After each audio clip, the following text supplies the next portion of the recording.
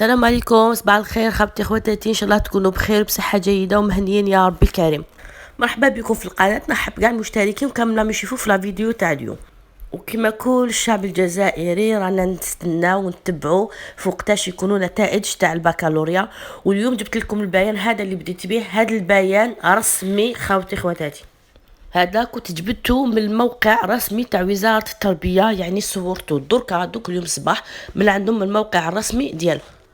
يعني هذا البيان صحيح 100%، ما فيه لا غش لا والو، ماشي كيما البيان اللي شفناه من قبل في مواقع التواصل الاجتماعي. هذا صحيح خاوتي خواتاتي. اليوم ان شاء الله 17 جويلية، كانوا قالوا 17 جويلية في البيان، مذكور 17 جويلية على الساعة 4 في موقع اوناك اللي كنت قلت لكم موقع عليه في الفيديو اللي فات. هذاك هو نفسه الموقع. 4 ان شاء الله كونوا في الموعد. ما قاعد لي غير نقول لكم حد موفق للجميع ان شاء الله، ونتمنوا النجاح لكل التلاميذ اللي جوزوا شهاده البكالوريا، ان شاء الله النجاح لهم كاملين وربي يفرحهم كاملين هما والاولياء ديالهم، يعني اللي كانوا يستناو في هاد لي ريزولطا، يعني على الجمر كانوا يستناو فيها بالك كثر من ولادهم. انا خليت لكم خواتي خواتاتي البيان هنا، تحبوا تاخذوه صوره باش تنشروه ولا توزعوه. المهم هذا كملنا نحقنا نهايه الفيديو.